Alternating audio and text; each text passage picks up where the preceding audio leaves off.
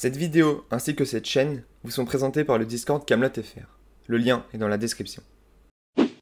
Bonjour à tous et bienvenue dans cette nouvelle vidéo. Je suis très heureux de vous retrouver et pour cette nouvelle vidéo donc, on va parler de Guenièvre. La question est simple, qui est vraiment Guenièvre dans la légende arthurienne?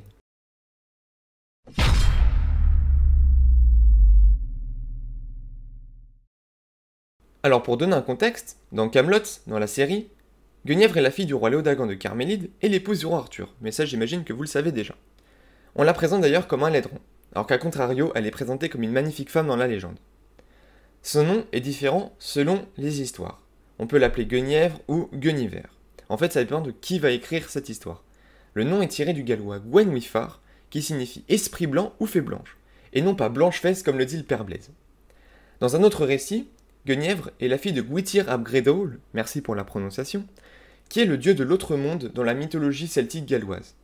Et aussi d'après l'auteur Geoffrey de Monmouth, Guenièvre serait la fille d'un riche romain qui la place sous la tutelle de Cador, le duc de Cornouailles, dans l'Historia Regum Britanniae, qui veut dire en français l'histoire des rois de Bretagne.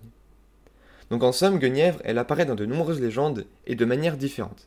On peut la voir, comme je l'ai dit, dans l'Historia Regum Britanniae, aussi dans les poèmes de Chrétien de Troyes et de Robert Boron. Elle apparaît aussi dans la Vulgate, qui est la version latine de la Bible, et dans le roman Le Morte d'Arthur de Sir Thomas Malory. Alors bien sûr, elle apparaît dans d'autres histoires, ce sont juste les plus connues.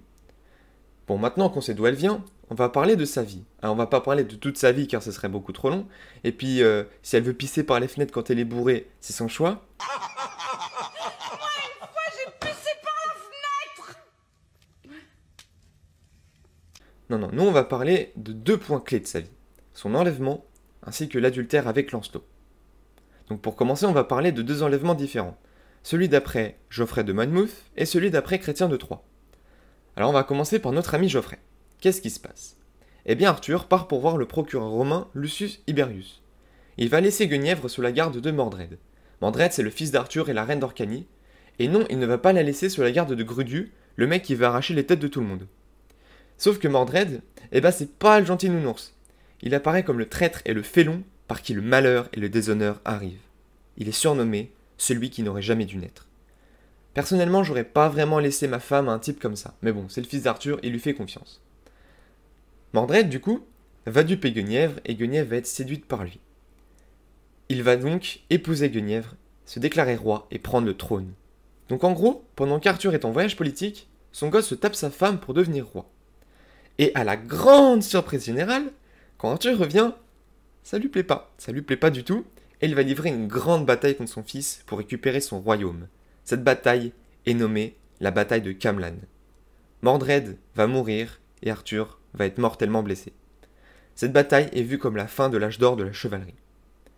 Bon, voilà pour cette petite histoire. Alors c'est pas vraiment un enlèvement, en fait c'est juste que Mordred s'est approprié Guenièvre. Donc en fait c'est comme s'il l'avait enlevé, mais il ne l'a pas enlevé à proprement parler.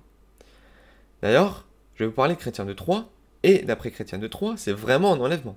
Parce que dans Lancelot le chevalier à la charrette, c'est Méléagant qui va enlever Guenièvre et il va vraiment se barrer avec. Lancelot va devoir la sauver et non pas Arthur. Il va devoir aller dans le royaume de Bonémagus, le père de Méléagant pour la sauver, et passer diverses épreuves.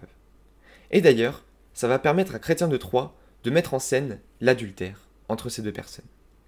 Et la transition est parfaite pour parler de l'adultère entre Guenièvre et Lancelot. Donc je vais vous raconter l'histoire de l'adultère la plus connue et la plus retracée, mais c'est pas forcément tout le temps la même. Donc, dans cette histoire, Arthur va découvrir la liaison entre Lancelot et Guenièvre. Et Lancelot, comme un lâche, va s'enfuir. Il va s'enfuir et Guenièvre, elle, va être condamnée au bûcher. Ouais, dans cette histoire, Arthur il déconne zéro et il veut brûler sa femme. Bref. Avant qu'elle ne meure, Lancelot va arriver avec plusieurs cavaliers et faire une bataille contre Arthur. Bien sûr, Arthur, lui, il a une armée à Camelot, alors que Lancelot, il a quelques gars avec lui. Et Lancelot et ses hommes vont perdre. Sauf que Lancelot va quand même sortir victorieux, car il va réussir à tuer 3 chevaliers. Ces 3 chevaliers sont Agravin, Gareth et Gauvin, les meilleurs chevaliers du roi. Et oui, Gauvin était un des meilleurs chevaliers du roi. Ça fait bizarre, je l'accorde. Bref, à la fin, il va demander au roi d'accepter son exil et d'épargner Guenièvre.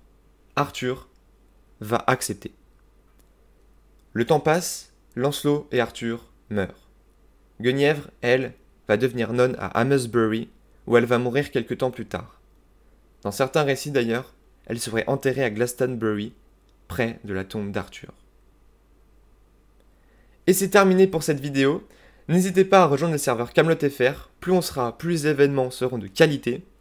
Aussi, si vous avez aimé, abonnez-vous et laissez un pouce bleu, ça nous aiderait beaucoup. Moi je vous dis à la prochaine pour une nouvelle vidéo. Merci, de rien. Au revoir, messieurs, dames.